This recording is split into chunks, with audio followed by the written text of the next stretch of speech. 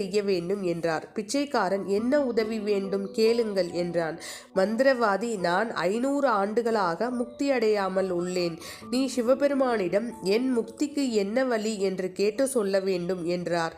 அதற்கு பிச்சைக்காரன் சம்மதம் தெரிவித்தான். மந்திரவாதி பிச்சைக்காரனை எளிதாக மலையை கடக்க செய்தார்.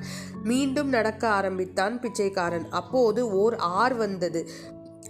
இந்த ஆற்றை கடக்க என்ன செய்வது என்று நினைத்த நேரத்தில் ஆற்றில் ஓர் ஆமை வந்தது. அது பிச்சைக்காரனிடம் விசாரித்து, நான் உனக்கு உதவி செய்கிறேன், பதிலுக்கு நீ சிவபெருமானிடம் எனக்கு பறக்கும் சக்தி வேண்டும், அதற்கு நான் என்ன செய்ய வேண்டும் என்று கேட்க வேண்டும் என்றது ஆமை.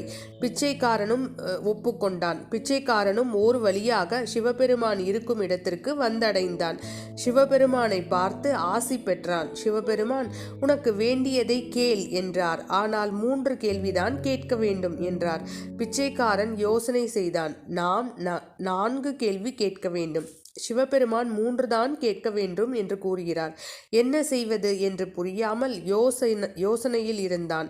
சற்று நேரத்தில் ஒரு யோசனை வந்தது. நாம் பிச்சை எடுத்து நம் காலத்தை ஓட்டிவிடலாம்.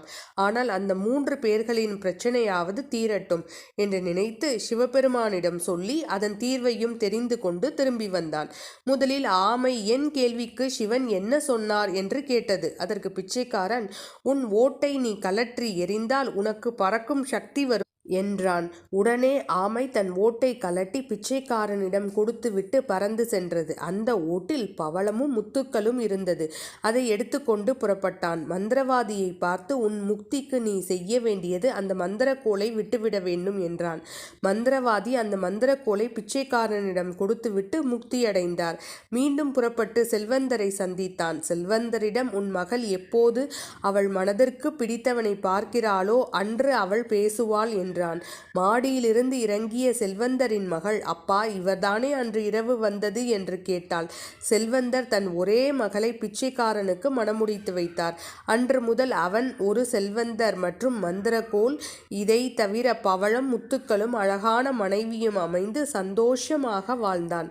இந்த கதையின் மூலம் நாம் அறிவது என்னவென்றால், நமக்காக கடவுளிடம் வேண்டுவதை விட பிறர் நலனுக்காக வேண்டினால் நம் துயரமும் பிறரின் துயரமும் மறைந்துவிடும், நம் தலையெழுத்தும் மாறிவிடும்.